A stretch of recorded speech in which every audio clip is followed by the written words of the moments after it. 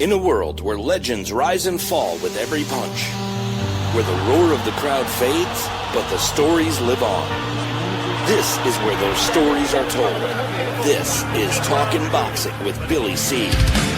From the blood, the sweat, and the glory, to the controversies, comebacks, and knockouts, we go behind the ring, no fluff, no hype, and definitely no BS.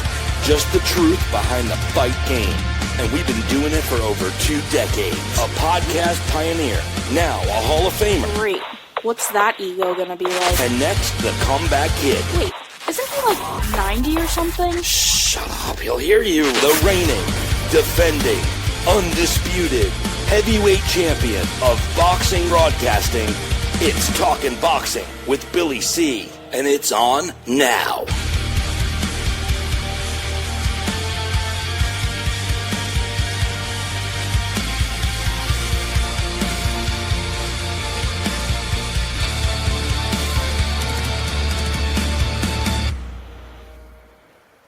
And we're coming to you live from the Billy C Studios in Lake George, New York. I'm Bill Calogero, and it's time for the Billy C Show. The She Show. She shows.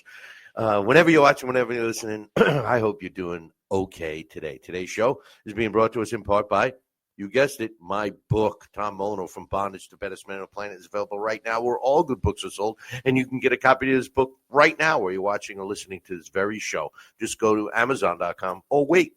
I'll tell you, there's more, because if you go to BillyCBoxing.com, we have a special going on, $12 a copy. Just click the link. I think it's going through the end of the year for the holidays, so take advantage of that. And don't forget, when you go to BillyCBoxing.com, make sure you follow us and subscribe to all the stuff that we're on. Give a shout-out to the guys that are in the chat room right now. And we got as usual, we got a busy I got to learn how to speak. That would change everything, right? We got a busy show scheduled for you today. As usual, I'm going to give you my thoughts on today's main topic. I want to give you my thoughts on this whole DAZN and Turki Alalshikh bait and switch on the pay-per-views. I'll be breaking down and giving you my prediction on the Chris Eubank Jr. Conor Benn rematch, which they're having for some reason. I don't know. There's another fight on that card I'm going to break down as well. Also coming up later, I'm going to continue with the Billy C rankings. This week we're doing the welterweight division. Now remember, we're combining the welterweight and super welterweight or junior middleweight. So I'll be giving you those. And we got some boxing news we're going to update you on. We got a great guest that's going to be scheduled to join us. A middleweight prospect, undefeated, Dante Kirkman. But first, let's get you caught up on some of the news. Virgil Ortiz and Ortiz-Lubin in the fight. It kind of went just as we said it would. Virgil Ortiz improved to 24-0 with 22 of his wins coming by knockout when he took care of Ortiz-Lubin in less than 2 rounds, stopping him. Lubin drops to 27-3 with 18 of his wins coming by knockout. The official time was 1 minute and 30 seconds of the second round. My thoughts on the fight was, I thought Ortiz has looked much better. I thought he was a rough fighter. I said this last week when we were breaking it down. I thought he was kind of a rough around the edges kind of a fighter. His last 2 fights prior to Ortiz-Lubin showed me something.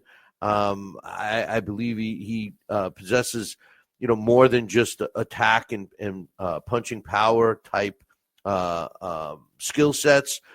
He showed patience in his last 2 fights. He showed me some accuracy in this fight, breaking down Lubin. It didn't take him long. He also wasn't messing around. And even his corner was kind of thinking that he was going a little too quick, but as it turned out, it worked out for him. Lubin did connect a couple of shots, didn't seem to faze him at all. But nonetheless, everybody's looking ahead towards the potential rematch, the potential big match between Ortiz and Boots Ennis. But before I get to that, I just want to mention a couple of fights on the undercard. Well, one fight specifically was the heavyweight fight. Joshua Edwards, he improved to 5-0 with 5 knockouts when he took care of his opponent, Zeno Voris, at 2 minutes and 34 seconds of the third round. Now, I don't know if you watched this fight, but it was a weird one, man. On paper, it looked like it was going to be a decent fight because, Edwards was undefeated. When I broke down this fight, I told you guys that Edwards had not even fought a fighter in his first 5 fights, or his first 4 fights going into this one without with a losing record. They all had winning records. Voris, on the other hand, went into the fight 5-1, and he didn't have one fighter on his record with a winning record except the guy who beat him. When you watch this fight, I kind of saw what we can potentially see what we're going to get out of Edwards as he progresses and becomes a better and better fighter. But I was shocked at this Zenovoris cat because first of all, he was acting weird. I'm shocked that the doctor, the pre-fight doctor, did not give him or prevent him from fighting. It seemed to me that he was acting strange. He was very sluggish. Even his speech was sluggish. And if you watch the fight, you saw the doctor, the ringside doctor, try to stop this fight several times. And he was pointing to this little teeny cut that was hardly bleeding. You could hardly see it, at least from the television. I don't know what it looked like live, but he kept having a doctor look at it. And the fighter's response to the doctor was awfully strange. And finally, the referee stopped the fight. So we didn't get much of a chance to look at Edwards, but I can tell that he's going to be one to keep an eye on. A little short for today's heavyweights, but anyway, excuse me. Another fight on that card I just want to talk about. Robin Safar in the cruiserweight division improved to 19-0 with 13 knockouts when he beat Derek Miller with a unanimous decision. Miller drops his first fight of his career. He's now 18-1. Listen, joining us right now, and I'm going to tell you, Dave, that your video looks a little grainy. I'm going to bring you on. This is my man, Coach Dave from Coach's Corner, and he joins us right now. Yeah, we need a little more light to see you there, Dave. Can you hear me okay? Yeah, I can hear you. Sorry, guys. Having a little trouble with the Wi-Fi here. Okay. Well, if you want, you can looks like you're getting interrogated, but if you want, we can roll with that. You can work on the lights. I wanted to talk a little about the Ortiz-Lubin fight, not so much the fight itself, but what's transpiring now with the potential Boots Ennis and Ortiz fight.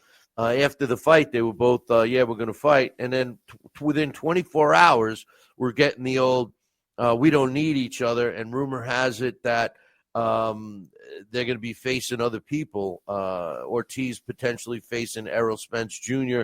And the main name that's popping up for Boots Ennis is Danny Garcia. They wanted to marinate. What's up with that, man? I mean, look, I think let's go with Boots Ennis first, okay? I think we're throwing out the name Danny Garcia because that's a Philly thing right there, and we're going to sell a lot of tickets. We're going to have it in Philly. We're going to have two sides of Philadelphia rooting for, one for Ennis, one for Garcia. I think Garcia gets a good payday there. That's where I think with that. The Earl Spence Virgil Ortiz fight, I don't like that fight at all because I don't know what Spence is going to bring. And you need to be careful with Earl Spence still. I don't think we've seen the end of him. I think he can still fight and he can punch. I definitely don't really like that fight for Ortiz coming right back after the fight with Lubin. I think that's a dangerous fight to take. I think It's a good fight on the television end to sell it, but I don't think it's the greatest fight for Ortiz to take at that moment. I think Dave, why don't you see if you can get some light on you so we can see you? Okay. But in the meantime, I'm gonna comment. First of all, there's no reason. I mean, forget about.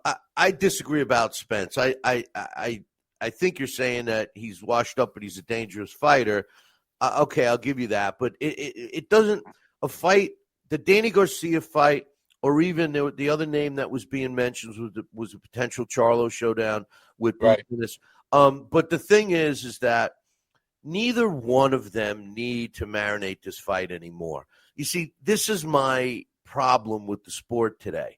This fight is ready right now. We don't need a title. I've heard people say, well, it's got to be for a title. No, it doesn't, because there's too many titles as it is.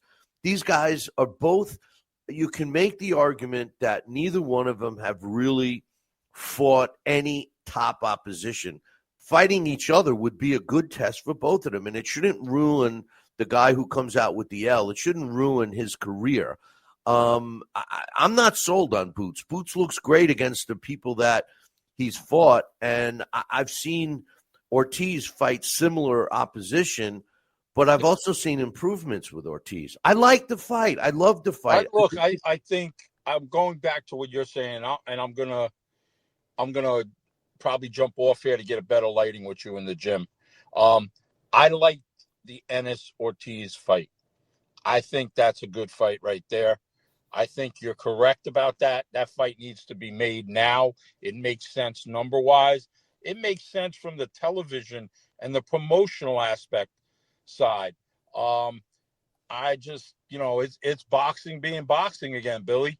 Yeah, well, this is where they listen. You try and get some light and come back on, because we got it. All right, sounds good.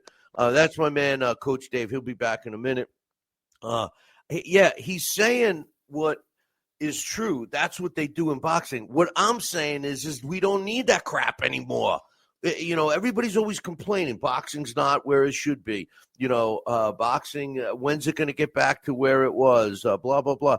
Well, when you have fights like this that the fans are chomping at the bit for, and the fighters need each other. I mean, let's face it, nothing against either of these fighters, except for the fact that they've both been carefully moved.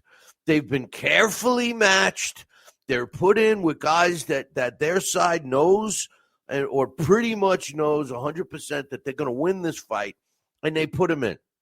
And now you fast forward both their careers to where they are right now, and they're both undefeated. They're both on a upswing, and now you have another, two guys that are similar, same weight class, both young, both undefeated.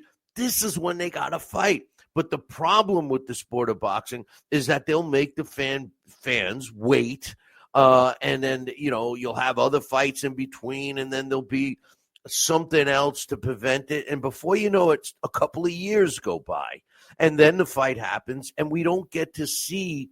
And there'd always be the argument who was a better fighter, or whatever. But what we end up is we don't get to see the guys in their primes. A great example was Mayweather-Pacquiao. We saw that fight 5 years after it should have taken place. And why? Well, because everybody was being so super cautious that they didn't want to do it. But we'll talk a little more with Coach about that when he gets back on here. But with some other news I wanted to mention, Frank Warren. I kind of was shocked. I saw, he's celebrating his 45th year as a promoter. I kind of thought it might have been a little more, to be honest. He's been around a long time, but 45 years as a promoter. He's putting on a Magnificent Seven card. It's a series, and it's taking place Saturday in England on January 24th. And the main event is Moses Ituma against Jermaine Franklin. Now, he is a perfect example. Moses Ituma was a guy calling out Usyk. He wins one good fight against in his last fight. He blows out a guy that many people wonder, how that happened with Dillian White. And now all of a sudden people are putting him on a pedestal, acting like, he's the man, blah, blah, blah. And, he turned down a fight with Frank Sanchez as a elimination fight to get a mandatory title shot. He turned that down, and now he's taking on Jermaine Franklin. Now, Franklin, he's only been beaten twice. He's 24-2. But he's not a dangerous fighter. This guy is very similar to what he has fought, what Ituma has fought. And this is exactly my point that I was just talking about with Ortiz and Boots Ennis. Here we got an opportunity. Okay, Moses Ituma, hot heavyweight. Put him in against somebody that's, in the conversation. But speaking of conversation, let me finish our thought. And we got my man Dave back. Oh, Dave, there you are. Now everybody. Oh, there we go, Billy. How you doing today, buddy? Hey, you're doing good now that we can see you. People thought it was like my alter ego or something, But anyway, just to finish the thought process about the Ortiz Boots Ennis fight, I agree with you. I know that that's what boxing does. But the problem is, and you and I have talked about it, and, the truth of the matter is, and people always say to me about getting boxing back, how can we get boxing back in mainstream, and can it ever go back to the way it was? The answer is most likely no. But what we could do is we could definitely give it a shot in the arm by having these kinds of fights at this stage, Dave. I know that they want to marinate it, promote it a little more, build it up a little more, but come on, it's for the taking right now. And if it's a good fight, it sets up a rematch. Why shouldn't they do it now? I agree. I mean, I think the marinate can backfire on you. You know that as well as I do, okay? Why are we marinating on this fight? There's no reason to marinate on Boots Ennis and Virgil Ortiz. It's a good fight right now. They're both hot. They're both undefeated. We can make the fight today. There's no reason for them. Look, there's no benefit in Boots Ennis fighting Danny Garcia. And I like Danny Garcia, and I like Boots Ennis. Don't get me wrong. That's a fight that makes no sense on Ennis's part. People are going to say, you beat an older Danny Garcia. You should beat him. There's no question about that. But flip side, if Danny Garcia somehow finds lightning in a bottle one night and beats Ennis, then what happens there? Right now we have a whole nother situation. I'm with you. We need to make better fights right now, today. No more, okay, we're going to wait one more. We're going to wait one more. And on the flip side of Ortiz and Spence, I think, that's a safe fight for Spence coming back. But it's a fight that makes no sense for Ortiz. It doesn't. I mean, the fight is Ennis and Ortiz today. That's, to me, the fight right there. So I kind of agree with you that we need to be making better fights to keep fan base engaged. You and I have talked about this, and I don't get it, but, I do get it. Like, we know why these fights are happening, and other fights are getting pushed off. Well, the whole thing is if we got to see fights, and I'm using Ortiz and Boots as a prime example because they're fresh in everybody's mind. They're both hot off of blowout victories, right? A week or two apart. So here's what happens. You got two guys like Ortiz and Boots that are climbing the ladder together, same weight class, both young fighters, both undefeated fighters. And what's become the norm over the last decade or so is that these guys don't fight each other. They keep fighting the same level of opposition, the same Lubins, etc., where they know that they're going to get a win, and they pound their chest and they say they're the best and blah, blah, blah. Now, if we change that narrative a little bit, and we start making them like they do in England, you know how I feel about those guys, and where they're not afraid to fight each other, and we change the narrative here in the United States, and you put two guys exactly like these two, Ortiz and Boots, in the same ring at this stage, it's a win-win for both of the fighters. Yes, one of them is going to move on with a W, and one is going to suffer their first loss of their career. But that shouldn't end the career. That should actually help whichever fighter comes up on the losing end to go back to the drawing board and see what they did wrong. If they have a decent team around them, they will be able to identify it and correct it, and they will be better for it. By fighting lesser opposition time in and time out, the fighters aren't getting a chance to get better. I mean, you know how it is when guys go to spar. You go, okay, hey, Mr. Sparring Partner, today we want you to work on attacking the body of our fighter, and you expect him to work the body for the fight. Well, that's not really getting – yeah, you're getting some work, but that's not the same as fighting a real fighter. You know what I mean? I agree. And you know what? We go back to the thing here, what you're mentioning, and I think a lot of people don't realize that. You make a great point, right? So you got both undefeated fighters. You have an East Coast, West Coast type promotion here. I don't think a loss negates anybody's career.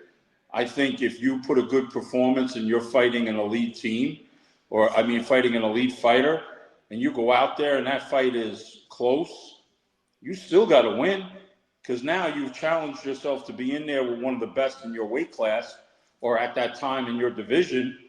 So people in the boxing world say, let me take a look at this. If we go back, I'll give you a quick name and you'll remember this name, Austin Trout. He had about 3 or 4 fights in a row. He fought Cotto, he fought Canelo.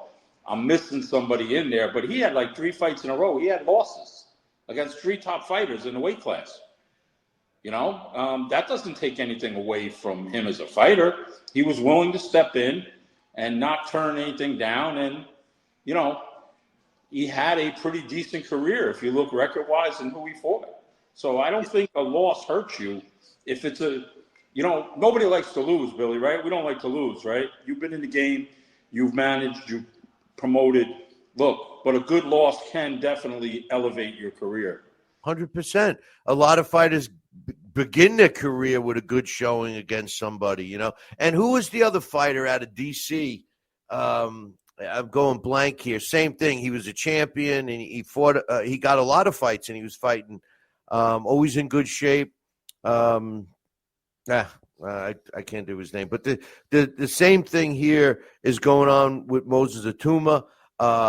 He's calling out everybody, and then he signs against Jermaine Franklin. No disrespect to Jermaine Franklin, but that's not the level fighter that Ituma is saying that he is. No. So again, he's taken a less.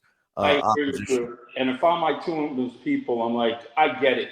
You're trying, but Jermaine Franklin's. I gotta love the guy. He comes off his couch.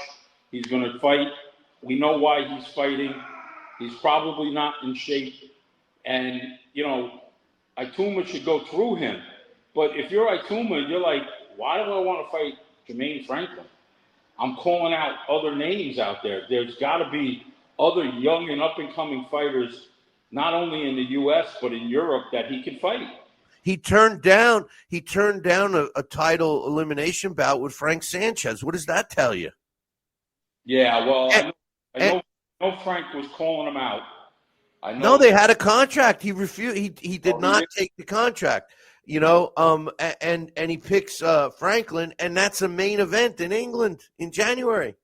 Well, I can tell you from experience why he turned down Frank Sanchez, that style of fighter. Frank is an awkward heavyweight who's fast and powerful. He's coming off being injured, and, he has something to prove to get back in the game. I don't know if I would have took the fight on Tuma's part with Sanchez, just because I don't think he's ready for a guy like Sanchez. But he's calling out Usyk. So this is my point. No, you're making my point for me, Dave. Right. But, yeah. The thing is that you can't call out Usyk, arguably the best heavyweight out there. Okay, he's the undisputed champion, and then turn down a fight against Frank Sanchez. And I agree with you. I don't think Ituma is as good as Ituma thinks he is. I think he's got a lot of potential, but he needs to fight, some better opposition. I just don't know if Jermaine Franklin is that guy, and it's certainly not a main event fight, that's for sure. But hey, listen, one of my main topics today is the bait and switch that appears to have taken place between DAZN and you got to sprinkle in Turki Alalshikh there, because if you recall, Dave, Turki Alalshikh said on television, it was on one of these big fights, that there'll be no more pay-per-views beginning in November. And then sure as shit, DAZN announces their new ultimate package, $45 a month, $44.99, which guarantees more than 185 fight cards a year and 12 or more pay-per-views a year. That's not telling me there's no more pay-per-views. What's your thought on that? Is do you think it was planned that way all along, or is it just, fleecing boxing fans continuously? I think one thing about DAZN prior to this whole thing with Turki Alalshikh, they're a big platform. They're showing a lot of boxing.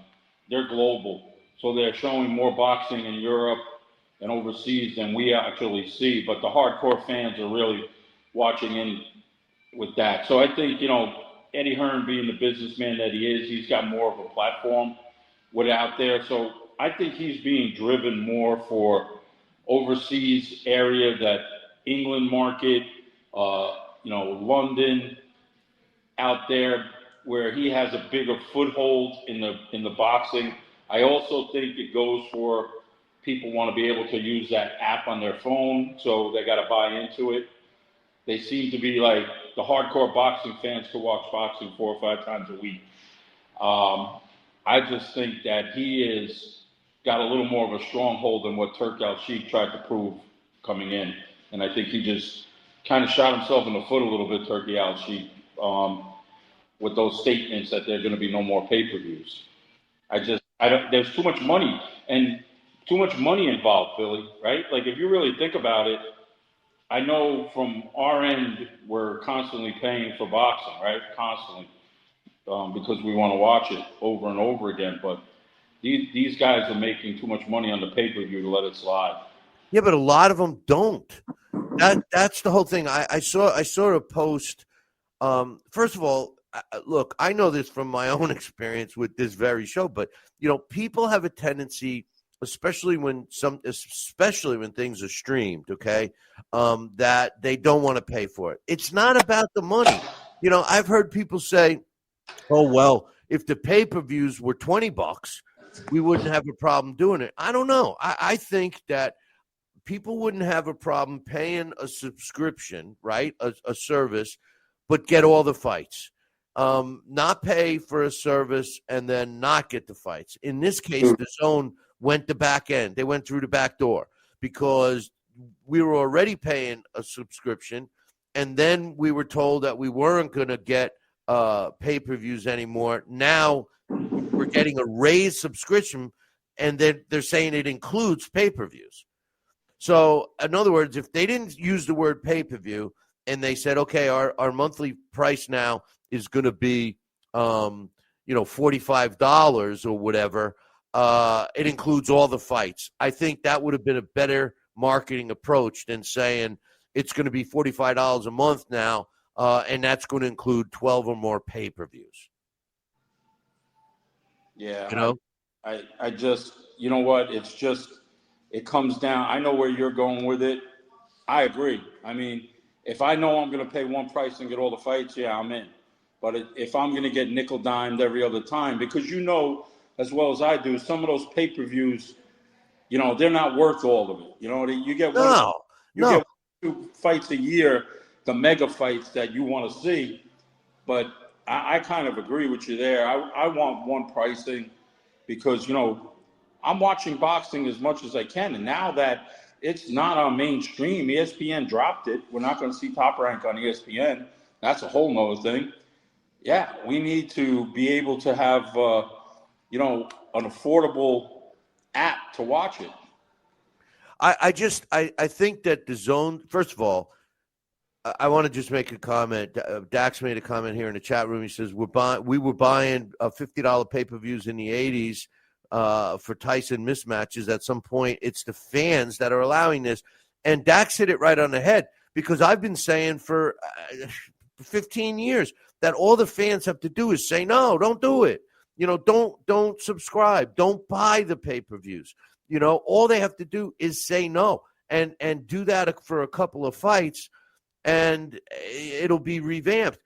Let's face it, the fights that we do have to pay for aren't even worth pay-per-view. I just believe, first of all, the DAZN, I think, is a great thing. It really brings all level of fight cards to everybody on the planet that has a computer. Right. I love it. It's the future is now. The networks can't compete, especially how they do the DAZN and the production. How it could be subbed out. I mean, it's not all DAZN people doing it for every event. So it's a great concept and it's a great model.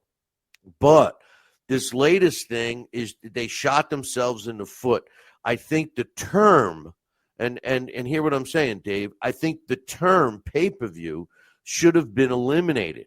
In other words, they could have said, hey, listen, starting January, we got our new subscription. It's $45 a month. It's going to cover every fight that we have on DAZN. Bam. Not, hey, it's going to cover all the regular schmuck fights, and then all of a sudden we're going to have sprinkle in a dozen pay-per-views. No, it shouldn't be pay-per-view, So that's where I think they might have made a mistake. Yeah, I mean, I kind of agree with you, but, DAZN also, they're trying to lure you into their platform with soccer and all the other sports that they do, through boxing. And, I guess Turki Alalshikh still wants to keep his hands dipped somehow in this, because I guess he's still looking to put these big fights together. But from the platform end of DAZN, they could have worded it where it was like one price for all on the boxing end of it. I agree with that. Yeah, I mean, look, I know that they want you to watch all the sports, but boxing fans are a different breed. I mean, I watch some other sports. I'm aside from boxing, I'm football and baseball. But most football, baseball, boxing, or football, baseball, basketball, hockey fans, a lot of them don't watch boxing, and a lot of boxing fans don't watch other sports. So I mean, it's kind of crazy. But real quick on that, Billy, what are your thoughts on this? So you made a comment of most fans don't watch boxing. The hardcore fans like us, we'll watch it wherever we can get a chance. We go back to years ago.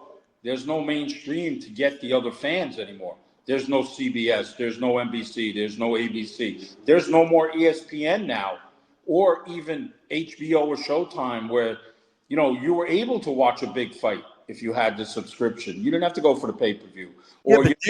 But Dave, I don't mean to interrupt you, but TV's cut the cord. I mean, that's the whole movement. There is no more CBS the way we knew it. Yeah, right. CBS airs, the football games and stuff, basketball, et cetera, but there's no more network like that. It's unlimited. It's just content now, so the whole terminology is changing, and the way the marketing people are doing it, they are focusing. Listen, you can ask. Dax is in this chat room right now. My man, Coach K. They've been part of the show for a long time, and you could go back and watch a show from 15 years ago that we did, even more. And I'm telling you, and Dax will back me up. I predicted on this show that you'd be able to select the sports that you wanted to watch and pay for it, right? Like when computers were coming out and internet was, and that's in a sense what it has evolved into, and it's going to be even more fine-tuned over the next several years. So it's making the right fights is the start, but who determines what the right fights are? When you get a guy all the way up, you build him up to 30-0, and he's fought nobody for 30 fights, and now he fights the other guy for 30.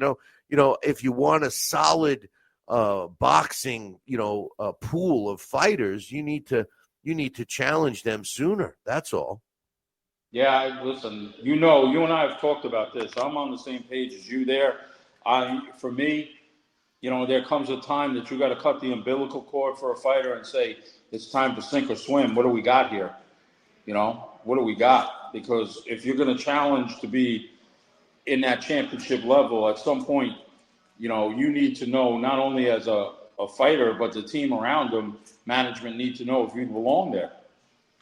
Hey, Dave, I got an interesting thing. One of my listeners, my man Joel, was asking me last week about the FBI investigations into the fight fixing for the UFC, and I know you're into MMA a lot more than me, but he sent me some stuff, and I just wanted to bring it up and get your thoughts.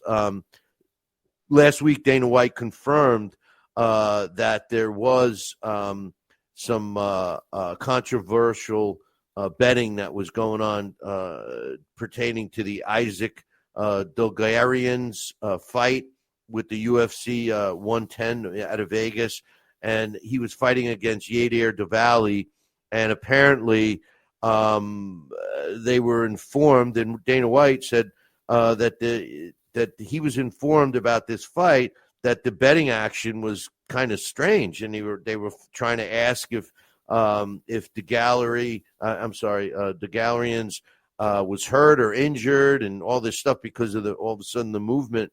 And White said, and I quote, "We called the fighter and his lawyer said, what's going on?" This is the other side calling Dana White, says, "We called the fighter and his lawyer and we asked what's going on. There's some weird betting action going on in your fight. Are you hurt? Do you owe anybody money? Has anyone approached you?" And the fighter said, "No, absolutely not. I'm going to kill this guy." And what ended up happening was a bizarre first round submission. They checked it out again, and there's allegations now being brought up that there's been several attempts to fix these UFC fights. What's your thoughts on this? Have you heard this?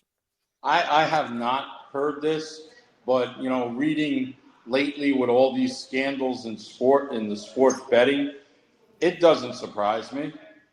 I mean, who's to tell? You're watching, and I'm still learning the MMA as I'm working with some of the strikers, so I'm not very well versed on some of the technique on the ground, but who's to say you put yourself in a position to get submitted in the first round and there's prop bets and everything else on you at that point, or you're being paid by someone to fall down, right?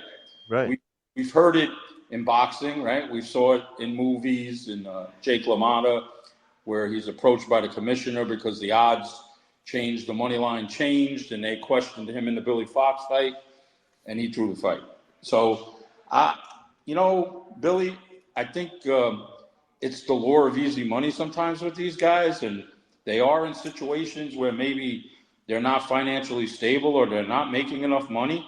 And the other factor is we put it out there with betting lines. Whereas years ago, okay, you had to go through a bookie or maybe somebody who had a line. But now it's everywhere. Pick up your phone. If you were fighting tomorrow, Billy, there'd be a line on you fighting somewhere. Well, that's the ironic thing about Pete Rose. I mean, Major League Baseball, their partner is a betting site, but right. And Dana White said, listen, he's been open about it, that they're going to basically prosecute anybody that they find. And that brings me, it's a segue into this. My man Mike Silver, he's a great author. We're going to have him on. He just put out a new book, When in Doubt, Stop the Fight. And I was talking to him today, and he was bringing up some issues pertaining to the Muhammad Ali Boxing Reform Act.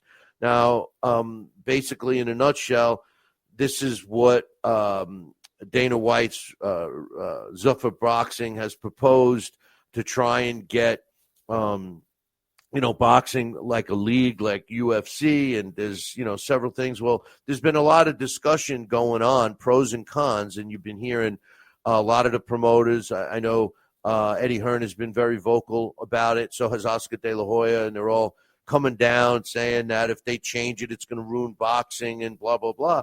But, from what I understand, that's not maybe the case, because what it appears, some of these changes is that the league, yes, it would guarantee fighters a certain amount of purses and stuff similar to the UFC.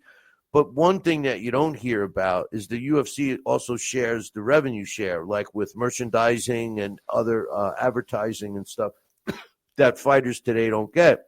So I think that if this happened and they made the change, I think that this could work, this league, but it would have to start from the ground up. They're not going to get the existing stars, but I think that could help us exactly what we're talking about, making these fighters fight each other.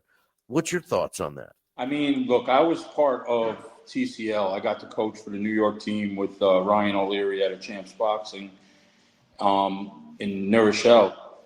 It keeps people relevant. It's keeping them paychecks in their pockets. So now if you take a fighter, and I'll give you you look at Rashidi Ellis from the Boston Butchers, who's now going to fight, probably get a big fight somewhere. He reinvented himself through TCL, having some flashy knockouts, being relative on social media, and he's able to make a payday in between. I think we got to keep fighters busy. I like the idea. I think you get matched up with who you get matched up with. There's no picking and choosing. You're going to fight who they tell you to fight, and everybody has something to fight for at this point. Everybody has something to prove because they're trying to get up to the next level. They're trying to be relative. They want to continue to make money.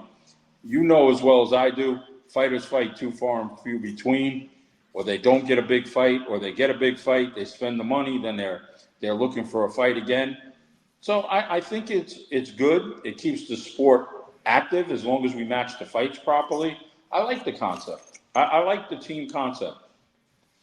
No, I like the team concept. This idea would be more like the UFC, where it's a league. Yeah. And, there'll be governed salaries. It's not, one fighter gets his. I think from a coach and a fighter standpoint, I think we have some control. We have one sanctioning organization that's under control, right? So now if you're fighting for this league, right, we can go like the NFL, right? You don't say, I want to play Cleveland next Sunday when they're playing the Jets or whoever, right? You can say, no, I'm not playing them next week. Give me another team. Right. Now, you have a league concept, and they come down and say, okay, Billy, you're fighting this guy. Okay, that's it. Whatever. And that's what we need. And the thing is they want to eliminate the belts. They want to have, just one champion and stuff like that. And they won't have sanctioning fees because it's a league, right? They don't charge you a sanctioning fee. They don't charge you a Super Bowl trophy fee. You're actually getting paid more if you make it to that. It's an incentive. It's the same thing with the UFC. So why do you suppose, so many promoters and really the sanctioning bodies are so against this, making a big stink? Because they're losing their clutches in the sport. They're doing. It's like politics. They're blaming the other side for doing something that they're currently doing. And that's the way I see it.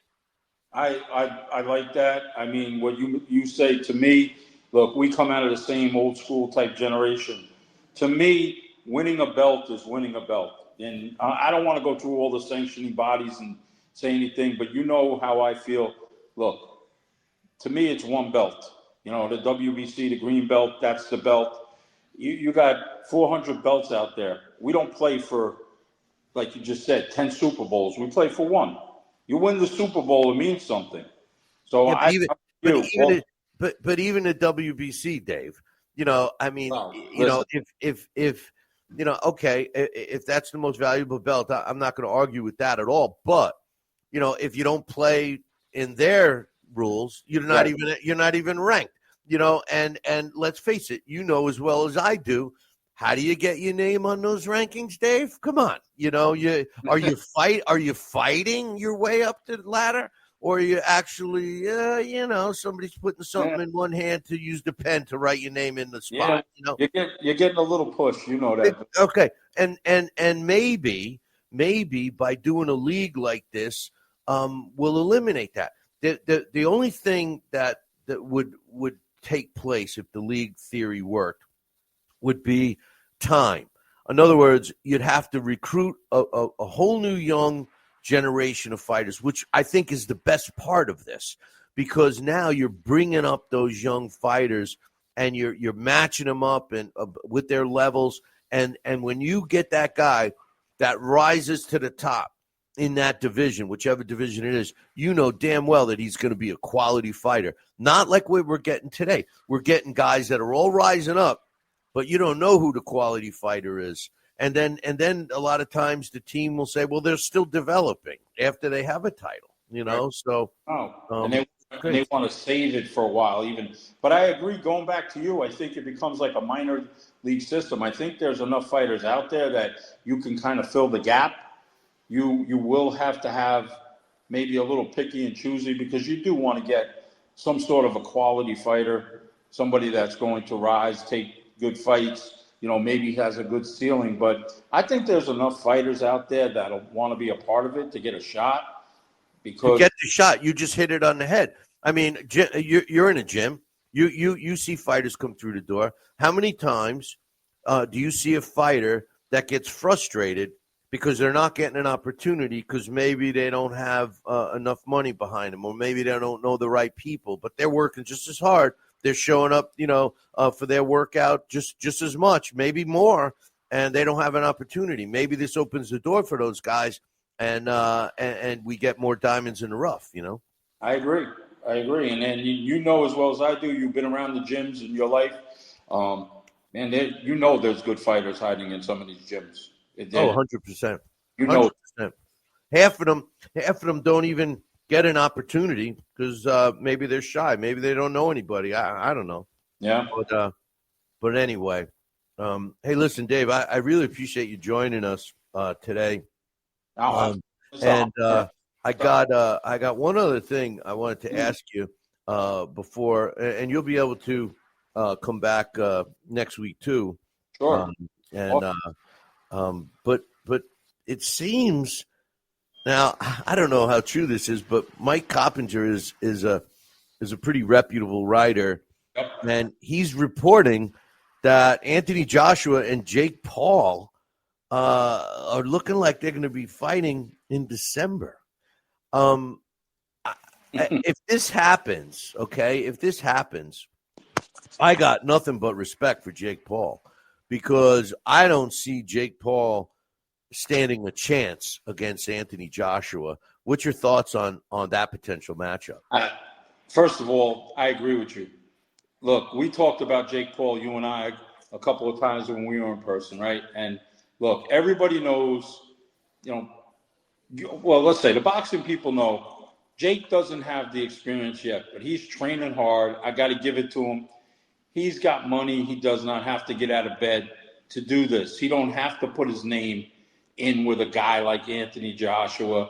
But you know what? I give him a lot of credit. On the flip side, look, everybody's jumping on the Jake Paul train, right? They want to get paid, right? So look, the fight with Gervonta Davis fell out, which made no sense whatsoever to me, except Gervonta was going to get a payday. Okay, makes no sense. He messed up his payday, right? Yeah, he messed up his payday. But like even on Jake Paul's side, like, okay, Jake's trying to be relevant. Why are you fighting Gervonta Davis? He's not even close to being where you want to be in the weight class, and it's a meaningless fight if you're trying to be a credible fighter. Now, I've heard a lot of names get thrown in there. You know, I heard Tommy Morrison's grandson, Kenzie Morrison, who's been actively campaigning on social media to fight Jake Paul, which that might not make bad sense because he did hold a small WBC belt at one time. He is more in Jake's weight class, and it kind of makes sense to kind of promote it from the history of the dad. Joshua, man, if he fights like he did the last couple of fights, he's rough. And I can't see Jake Paul taking some of those punches from that kid.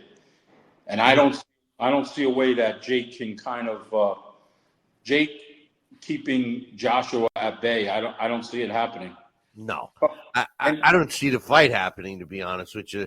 The fight that Tank Davis was supposed to be, I know Nate Diaz stepped in to fight. Listen, I would be impressed if Jake Paul fought any sanctioning body's top 10 light heavyweight or cruiserweight, whatever weight division. well, Billy, I'm gonna throw this in. I'm gonna leave it to you. This is a little self promotion here, right? So I have a kid, Vincenzo Carita, out of Boston, and I talked to you about him. He's 36-0-1 as a cruiserweight. He's held a WBC, ABF, NABF. He is ranked 9th. He is actually ranked higher on BoxRec right now than Jake Paul. Vinny is a court officer in Boston.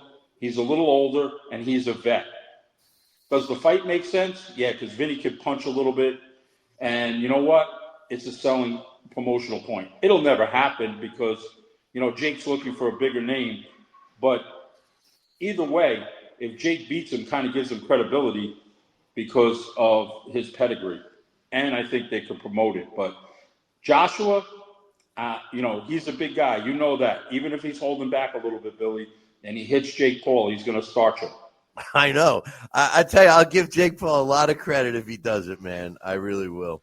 But listen, my man, I appreciate you coming on, and we'll talk during the week, and we'll get this thing set up, all right? Oh, yeah, Billy. I appreciate the opportunity, and you know what? My man Billy C. out there, he's a dying breed in the sport of boxing, a wealth of knowledge, so keep rocking on, buddy. And hey, don't mention the word dying around me. I get a little jumpy. You know what I mean? So, but anyway, right about that, bud. Listen, my man, I'll talk to you soon. I'll talk to you later. Keep going strong, Papa. All right, take care. Bye-bye. That's Coach Dave from Coach's Corner podcast. I had a great time with him on there, and look to see him here a little more often. But before he had come on, we had talked about a fight card that Frank Warren was talking about in England. Isaac Zatuma was the main event, taking on Jermaine Franklin. But and honestly, Moses Zatuma, at 13-0 and 11 knockouts, theoretically, he shouldn't be headlining a card, in my opinion. And for a guy that turned down Frank Sanchez and a guy that also, just wasn't. He was calling out Usyk, but he wasn't taking any other fighters to pick Franklin. Just makes me wonder. But the co-main event on that card is really good. Willie Hutchinson is taking on Ezra Taylor. So I mean, that's a pretty good matchup there. Speaking about good, right now I was telling you guys about a young undefeated middleweight that's going to be joining us, and he's with us right now. Ladies and gentlemen, Dante Kirkman joins us. What's up, kid? What's up? Thank you so much for having me. Hey, I appreciate you spending the time. And you're in a weight class that is traditionally one of the glamour ones, and I tell you. I'm going to get to that in a second. Let me start with the typical canned question that you've probably heard a million times. What drew you to boxing, man? What made you decide to get into the sport of boxing? So I've been boxing for 14 years. I'm 24. I started when I was 10.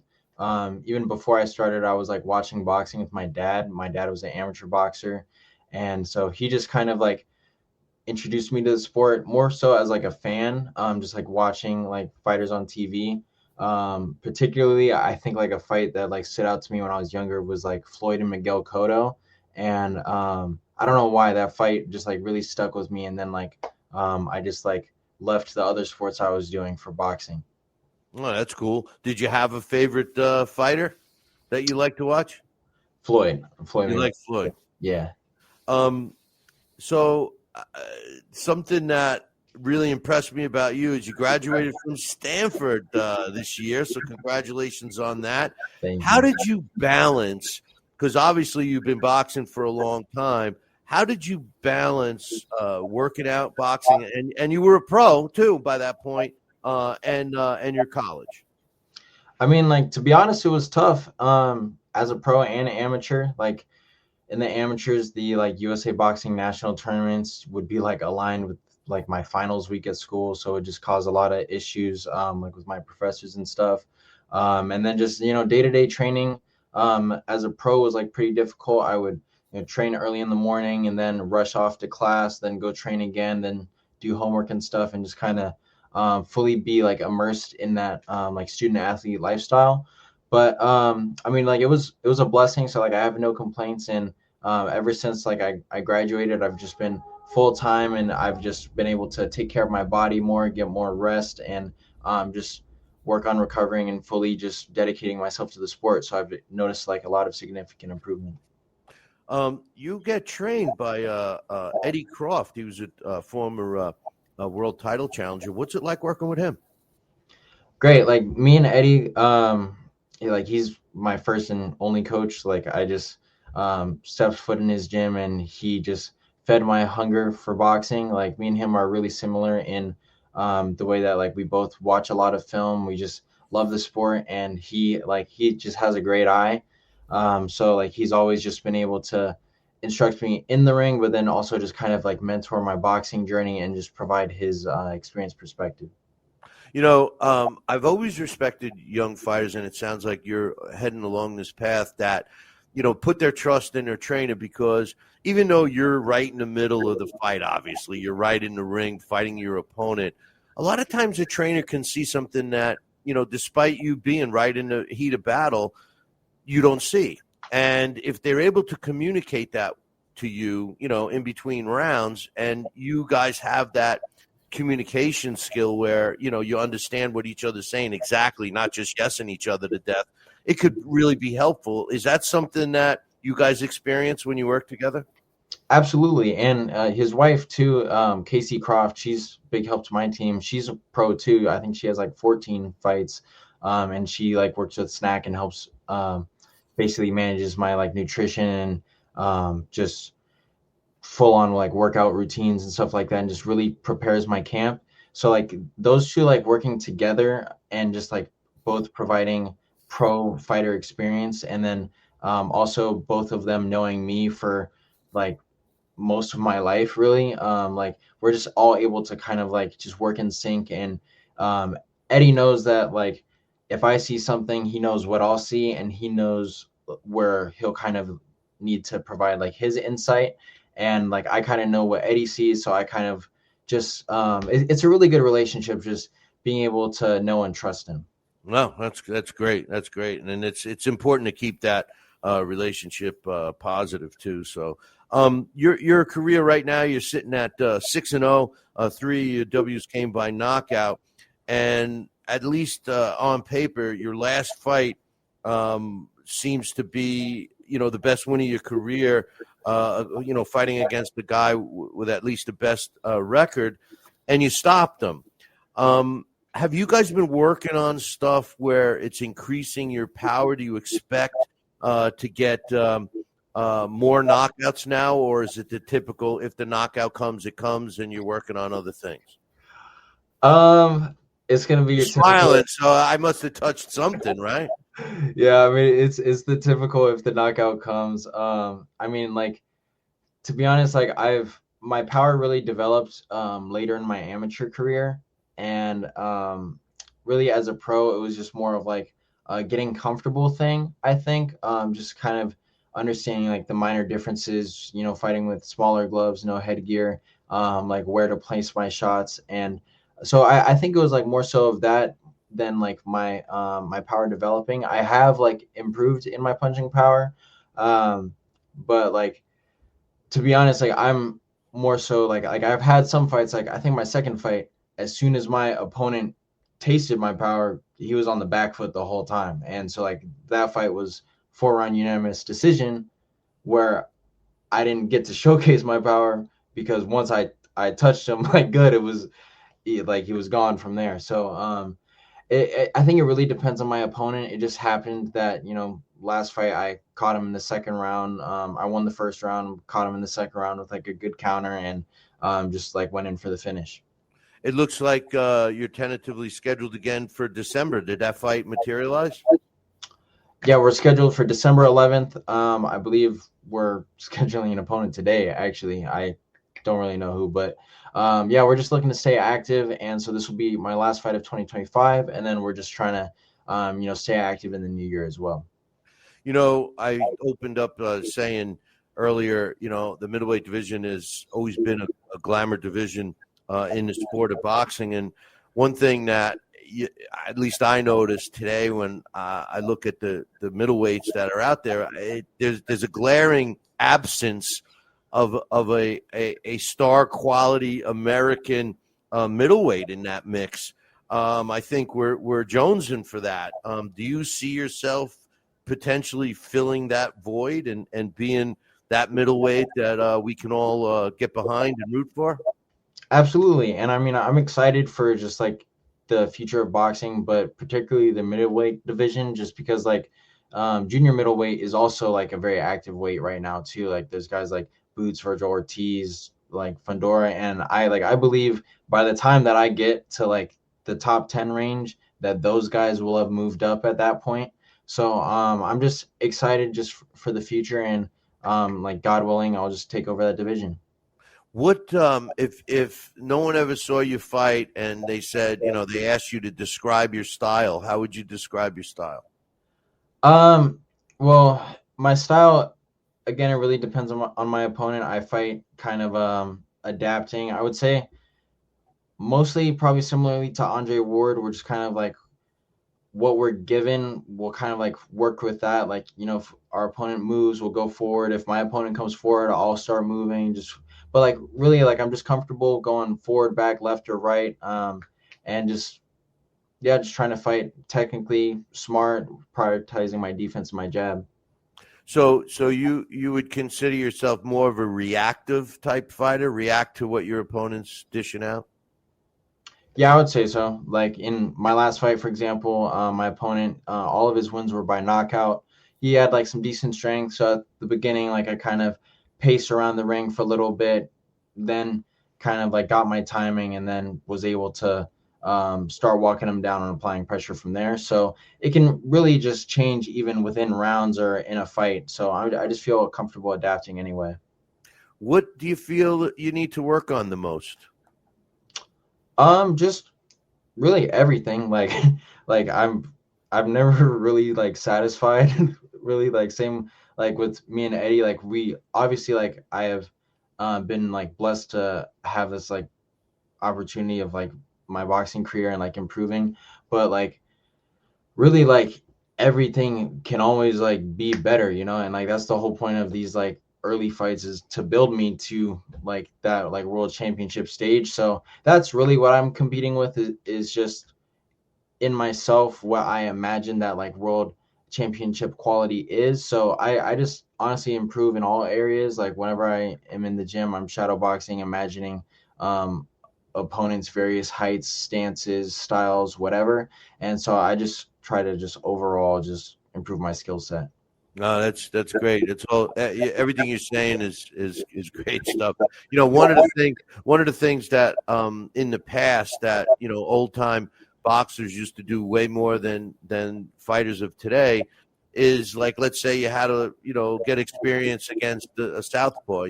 They would fight a tall southpaw, a boxer, a puncher, a brawler, a short one, and they would fight a bunch of southpaws before they felt comfortable fighting a southpaw. Today, a lot of fighters, specifically young fighters, will say, okay, I need to fight a southpaw. They bring in one guy, he fights a southpaw. Okay, now I know how to fight southpaws. What's next? What's your thoughts on that? I mean, I think that's just kind of like a funny commentary on the current state of boxing today. So yeah. I mean, it's funny. I mean, for me, I just take what I'm presented and just like what my team would like. So again, I'm comfortable. I mean, I'm ambidextrous. I fought southpaw for like years, but like I fight orthodox now. So like I'm really comfortable with whatever. Hey, so you've heard of Roberto Duran, right? Yep. Well, his daughter's in the chat room right now, Dayla, and she's got a question for you. She's asking, how do you see yourself after boxing? What plans do you have?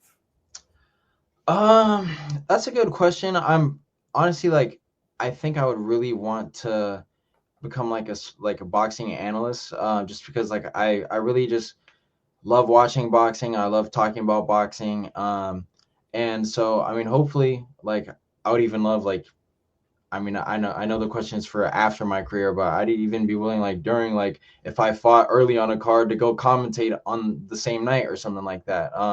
But so yeah, just really just trying to work within the sport of boxing, and then just trying to get back to the community where I can.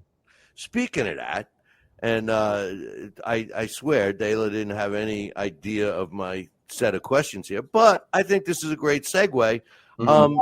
I hear that you're planning to start a nonprofit organization to help struggling fighters. You got to tell us about that. What's your plan about that? Yeah, so we are in the early stages, but it's basically like most fighters kind of don't educate themselves either like financially or to take the best steps in their careers. And also too, people, go all in, maybe have unrealistic expectations, don't know how like the pro boxing business works, or even on like on the amateur end. And like thankfully for me, like I've had experience like on the business end, like at Mayweather Promotions, where I was an intern, as well at USA Boxing on the amateur level, where I kind of just got to continue to like learn and see how things operate. So really just trying to make sure that like fighters are like taken care of, and then also well educated. That's great. That's, I mean, the more fighters can help fighters, I think the better off, because as well as I do, it takes a special individual to get in that ring. And one of the things that you guys all possess is pride. And a lot of times fighters that may need help may not get it because they don't want to let that weakness show. And by receiving it from other fighters, I think is a real positive step. And I love the idea. I think I applaud you for it, and I hope that it's successful. And you should keep me posted, because if I can help in any way, I certainly would. Thank you. I appreciate that a lot. So do you have any idea who your opponent is for the 11th? I think my coach is like literally deciding that like today. Like I'll probably after this talk to him about that. So I don't know, to be honest. But yeah, I'm just ready for whatever. Yeah, no, I'm glad to see that you're busy in the ring. That's good, because there's no better experience than experience. so that's good. Dante, listen, I appreciate your time. I know you're out on the West Coast, so it's early for you. It's different than when we get some people from across the pond. I'm calling them at this time, and they're like, I'm ready to be in my feety pajamas at 11 o'clock at night, and they're staying up to do interviews, But listen, I'm going to be keeping an eye on you, and when you become a world champion, we'd love to have you back. Obviously before then, but I'd like to follow you along your career. Mario's been real good. I've known him for a long time, and I appreciate that he hooked us up, and I hope you can come back maybe as soon as right after your next fight and tell us how that went and all those things. Great. Yeah, thank you so much for having me. Hey, anytime. You reach out. We'd love to have you again, okay? Great. All right, Dante. You be good, man. Good luck in your fight. I'm going to keep an eye on you. Thanks. All right. That's Dante Kirkman, I'm sorry. And he's 6-0 middleweight out of California, Stanford University grad this year, working, keeping his grades up, and, of course, working out in boxing. He's scheduled real busy so far this year. He's scheduled to fight again in December, so we'll keep an eye on him. I almost put him on the spot and asked him, hey, when you become a world champion, you're going to come back on the show. And I'm going to expose somebody that we've already did that with, and he didn't come through.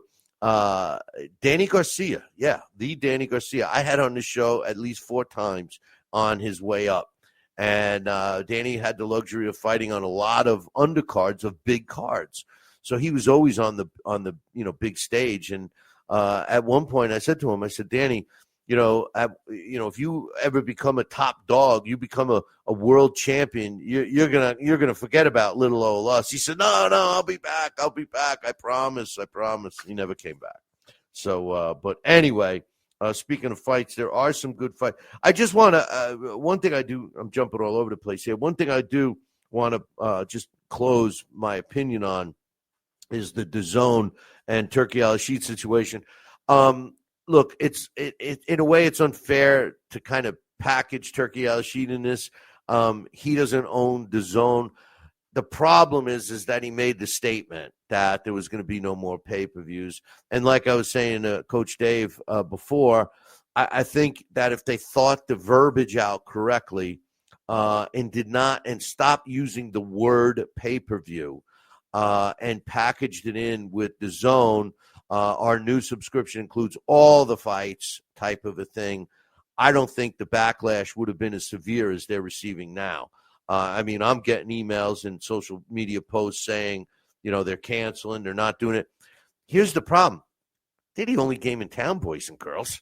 DAZN is where it's at if you like boxing. Look, if you love to watch boxing and you want to see it live and you want to see it all, and you want to see it, basically unfold the way it should, DAZN is where it's at. I should be getting paid for this promotion, but it's just the truth.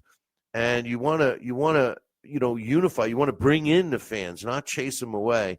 I think their marketing department definitely made an error with that one. But look, I'm going to break down and give you my predictions on this fight this weekend. But just to keep you guys up to date, there's a couple of big fights coming up through the end of this year that I'm excited for.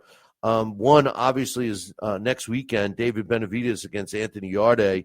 It's a big fight for Benavidez. We'll be breaking it down, giving you the predictions, the whole nine. Then on November 28th, now, most of you know I'm a huge UK boxing fan, and so I'm pretty familiar with a lot of the big names there. But for some of you that don't follow the English boxing scene, there's a light heavyweight, Ben Whitaker. He was an Olympian. He's very awkward. I hope he doesn't get clobbered at some point because of how awkward he fights. But anyway, he's going to be fighting on DAZN November 28th against Benjamin Gervasi. It's for a belt, but Ben Whitaker's a young fighter, so it's just a silver light heavyweight. But this is a guy you need to watch. Keep an eye on him. Give me your thoughts after that. I'll be breaking that fight down as it gets closer.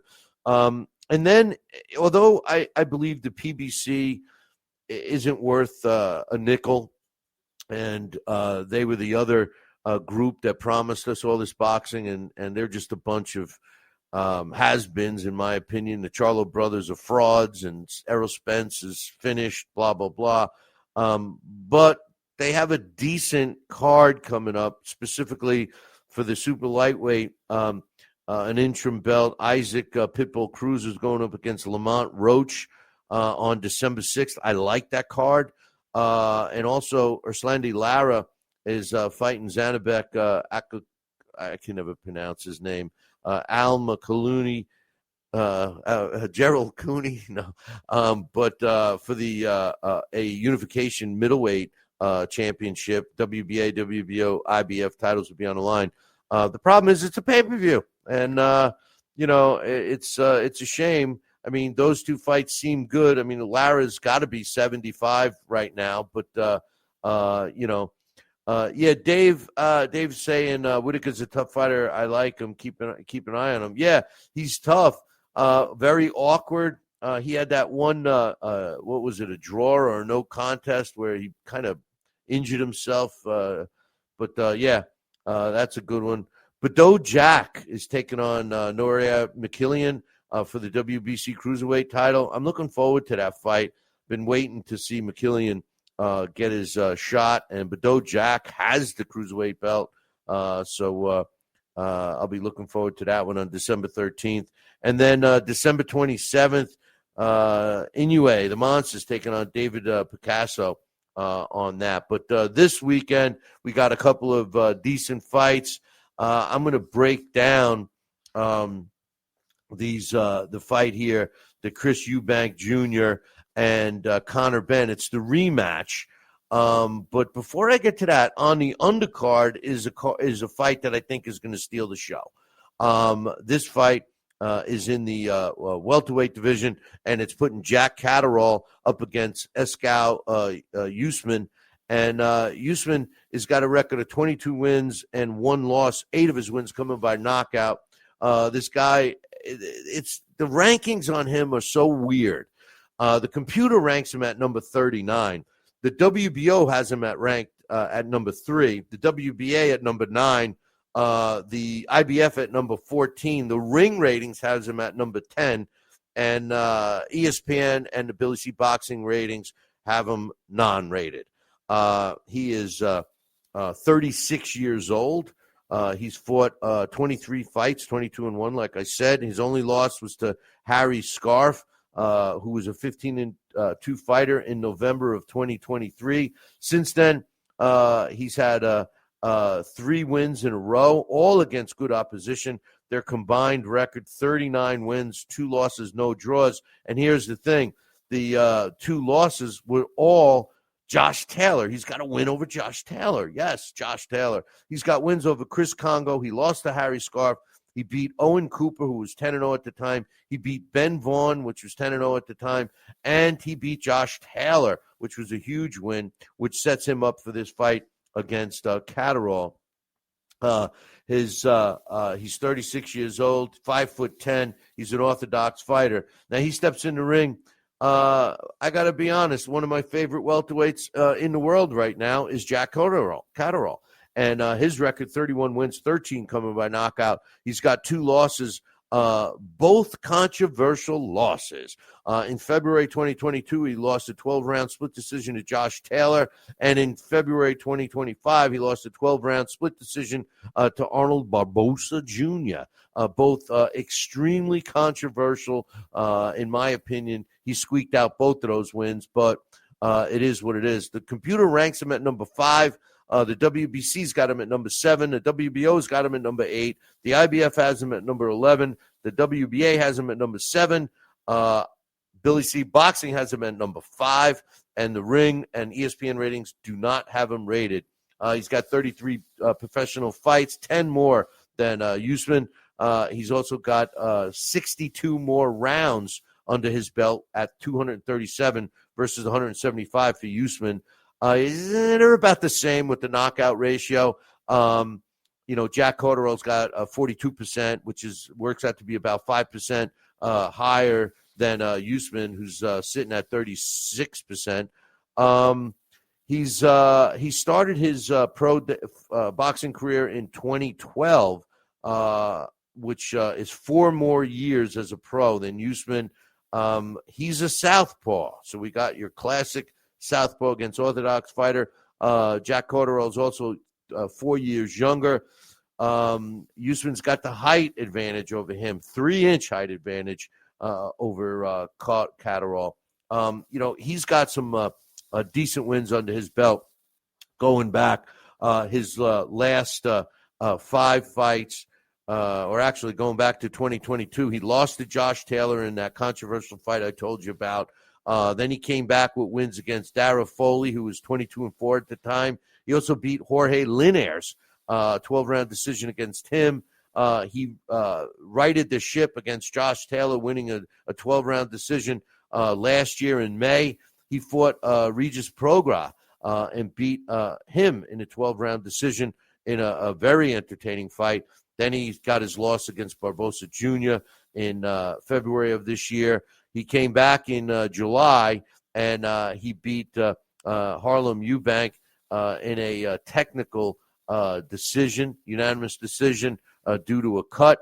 And now he's stepping in the ring a couple months later against Usman. How do I see this fight going? Well, I'll tell you, Usman is a really live dog in this fight. It's pretty strange of how he's ranked all over the place. But Jack Catterall is a guy that just never stops coming at you.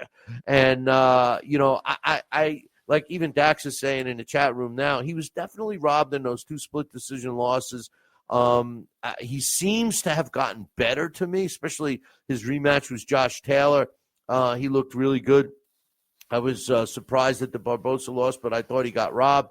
I'm picking Jack Cotterill all day in this fight, although I think it's going to be an entertaining one, and it's probably going to go to distance.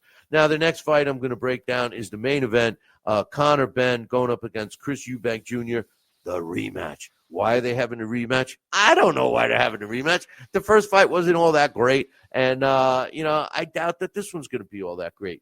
It's the fact that there's a family feud between the two families. Both their fathers fought. These two guys genuinely don't like each other. Conor Benn, 23 wins, 1 loss, 14 of his wins coming by knockout. Here's the weird thing about Conor Benn. He's ranked by the computer in the super welterweight division, okay, or junior middleweight division. That was basically his last fight, right? But he's only ranked by the computer. The WBC and WBA, they don't have him ranked at the junior middleweight. They have him ranked at the welterweight at number 4 and number 6. WBC's got him at number 4. WBA's got him at number 6. But he hasn't fought at 147 since 2022, since April of 2022. He's not rated in the IBF, the WBO, the Ring Magazine, the Billy C. Boxing ratings, or ESPN ratings in any weight class. He's got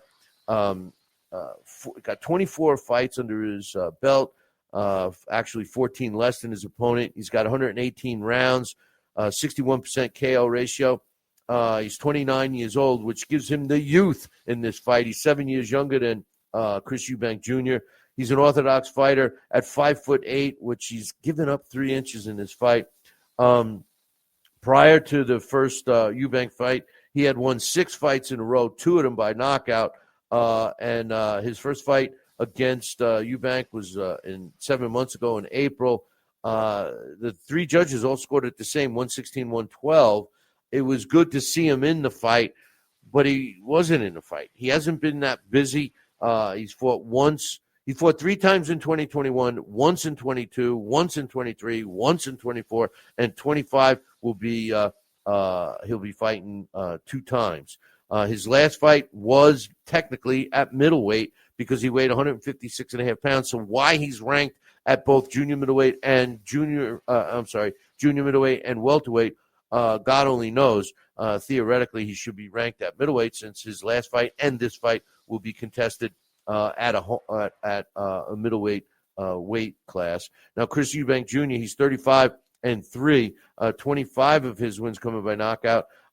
He's ranked number 2 by the computer at middleweight. The WBC has him at number 3. The IBF has him at number 4. The WBA has him at number 4. The WBO does not have him ranked. The Ring Magazine has him ranked at number 3. ESPN has him ranked at number 3. And Billy C. Boxing has him ranked at number 6, all in the middleweight division. He's got 128 rounds more of ring experience than Conor Benn at 246. He's got a higher knockout ratio at 71%. He's 7 years older. Like I said, he's got the 3-inch height advantage at 5'11". He's weighed 160 pounds since weighing 164 against Wanek Adaryan in 2021. So this is a guy that's been fighting at this weight class for a very long time. He, too, hasn't really been that active. In 2021, he fought once. In 22, he fought once. In 23, he fought once, in which he won 1 and lost 1. And he fought once in 24. And he, too, will be fighting his second fight in 2025. He's got some decent wins. Liam Smith, he got knocked out by, but he avenged that loss in his next fight when he knocked out Liam Smith. And then Camille Sorenza, he's got a knockout win. And then his last fight against Conor Benn, 12-round decision. How do I see this going? Pretty much the same way the first one did. I kind of be pulling for Conor Benn on this. I like the younger fighter. I always like the fighters that are challenging themselves. Conor Benn is moving up in weight. I just don't know if he's got the skill set to beat Chris Eubank. I'm looking for Chris Eubank to win that fight as well. One last thing I want to touch on here.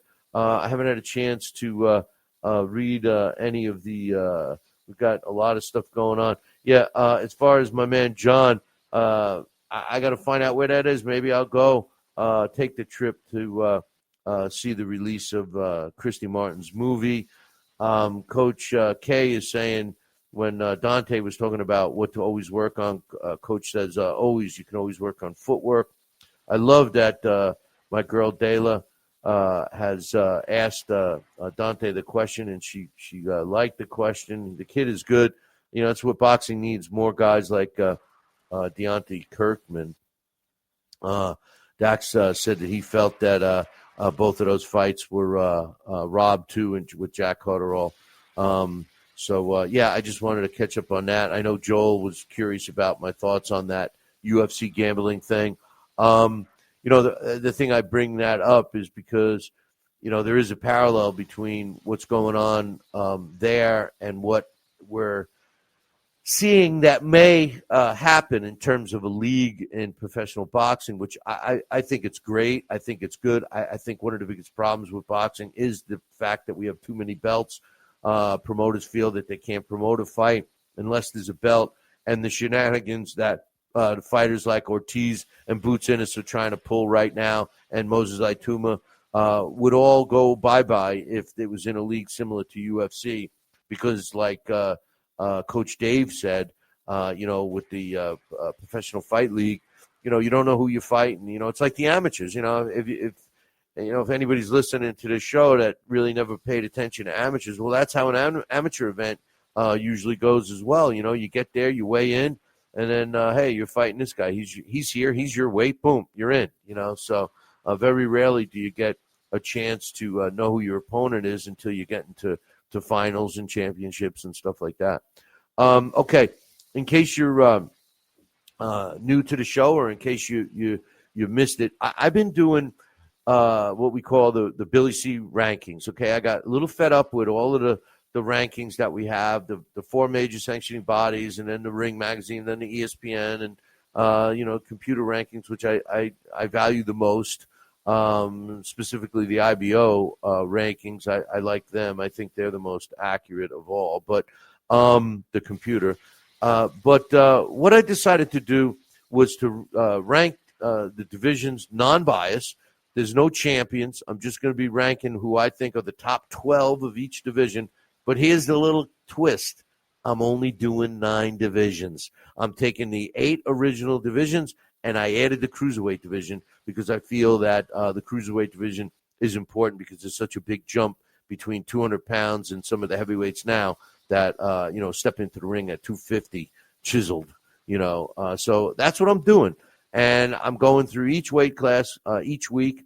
And then once we're done with the final weight class of flyweights, then I'm going to be offering my rankings once a month. I'm going to update them all once a month.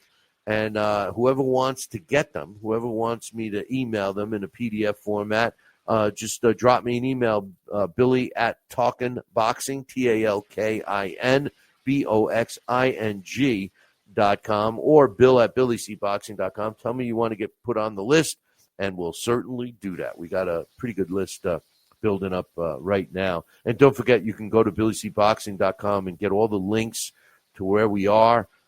We'd really appreciate it if you follow us and subscribe to us and do all those things. Okay, here we go. The Billy C's welterweight division. Now, keep in mind, this is the welterweight and junior middleweight, right? Welterweight and super middleweight. So these are a little more tricky than the heavyweight, cruiserweight, and light heavyweights because I'm combining the multiple weight classes to get these guys, and I'm trying to factor in the skill set for each one and put it in, assuming that they could be interchangeable between 147 and 154, which they are because of the way the weigh-ins are now. Remember, years ago, they used to have same-day weigh-ins. So 147 pounder was 147 pounds, or roughly. They might have gained a couple of pounds, but not 10 or 15 like they do today. All right, number one. My number one welterweight in the world today. I I put Virgil Ortiz. I say Virgil Ortiz because I think that he has a slightly tougher resume than Boots Ennis. I also have seen an improvement with him. He's a fighter that is still young, and he seems to be getting better and improving in the right areas. So he's my number one welterweight as of today. My number two is Boots Ennis. And, I'm giving him the props, even though I'm very vocal about his not so great resume, but there's no doubt that he possesses some skill. I just want to see him possess the same skill, or showcase the same skill, I should say, against better opposition. And now we start getting interesting, because number three is a guy that, is a talented fighter. He's a tough guy. Israel Madrimov is, and by the way, Ortiz, Ennis, and Madrimov, all USA fighters. This is where they're currently residing as I'm putting the country. And this is something I noticed with the welterweights. A lot of United States fighters here, which was not the case in some of the other divisions. So Madrimov is number three. Number four, Brian Norman, also a United States fighter. Number five, welterweight, I have Jack Catterall. I was talking about him today. I love this kid. I think he's underrated, and I think if you watch this fight this weekend, you'll see what I mean, that he's a good fighter. Number six, I had to put this guy in here, Sebastian Fundora. He's a tall guy. He's tough to fight. He's fought some decent fights. He does know how to use his height and reach, and his fights against Tim Tszyu, I had to give him credit for both of them. Number seven, Devin Haney. Listen, I had all I could to put him on this list. I'm sorry, but, Devin Haney, to me, more than boxing skill comes to mind when I'm doing my rankings. And Devin Haney doesn't, he may have the skill to box and run, but he's shown that he can't really stand and fight. And he also showed that he's not an exciting fighter. He's not bringing much to the sport. But I have to recognize his skill set, and I have him at number seven. Now, remember, this is two divisions combined, so to speak. So number eight is Brandon Adams. I got to watch Brandon Adams up close when he was fighting in the Boxino tournament we did with LDL TV and Daniel Edward. We were there. We did some stuff, and Daniel Edward fought Brandon Adams, and Adams made it all the way to the final and ended up losing to Willie Monroe Jr. And I got to see this guy, and he's a pretty exciting fighter. He was actually fighting out of his weight class back when he was in the Boxino, and I believe he's fighting in the right weight class that he should be right now for his size, and he's doing well in this second part of his career, so to speak. I got him at number eight, another USA fighter. At number nine, Liam Paro, out of Australia, tough fighter, deserves to be in the top 10 for sure. Another guy that I could have maybe flip-flopped with Paro is Rohan Polanco out of the Dominican Republic, another quality fighter. Number 11 is Abbas Bararu out of Germany. And rounding out my top 12 is Giovanni Santillan out of the United States. Those are my welterweight rankings. So again, if you're interested in getting put on the list, just do that. Give me an email, Bill at BillyCBoxing.com or Billy at TalkinBoxing, TalkinBoxing.com. So as far as some final thoughts here, Ortiz and Boots Ennis. I really believe that these guys should get it on. The fight should happen now. There's no marination needed, and I think that that's one of the biggest problems that we have in the sport today. Some other final thoughts is, I know there's a lot of split opinions about the modifications to the Ali Act and the fact that a league could be started and potentially kicking some of the sanctioning bodies. And now remember, this is all by choice. This isn't something that would be getting rid of them. The boxers would have a choice. So if this league did ever materialize, like I said earlier, it would have to start, with a youth movement, which would be right out of the gate would be an infusion of boxing talent, that we could weed through, So I think it's good. I'm supportive of it. I'd like to see it happen. I don't like what I see with the sanctioning bodies. I don't like seeing rankings where you have a guy ranked at the number 1 position, a guy ranked at number 2, then nobody ranked, not rated for number 3 and 4, but yet you have 5, 6, 7, and 8 when you conceivably should move them up. So I'm a little hung up on that. And my final thoughts on DAZN. Like I said, look, they sewed up the sport of boxing. Boxing has a tendency to follow the money and be lazy. And what I mean by that is, promoters will follow the money. That's why everybody ran over to Saudi Arabia, because Turki Alalshikh was shelling out some coin, right? And I've always said, you guys heard me say this on the show, if he decides to walk away, we're going to have a void, because all of a sudden these promoters are going to be like, oh, well, what do you mean? And some of these commissions make it very hard for club shows to take place. And the fighters make it hard for club shows to take place because of the demands and the fact that they don't want to fight anybody and nobody wants to take any risks and all these things. And the backbone of the sport of boxing is the club shows, because without the club shows, without these grassroots promoters, and, recently we've had Jimmy Birchfield on, who in my opinion is, the best definition of a grassroots promoter. We had Bobby Hitz on not too long ago. And also I got to reach out to Joe DeGuardi. I mean, those are the 3 grassroots promoters that pop right into my head. And they're all fairly close. I mean, well, Hitz is in Chicago, but, you need those fights. You need those club shows.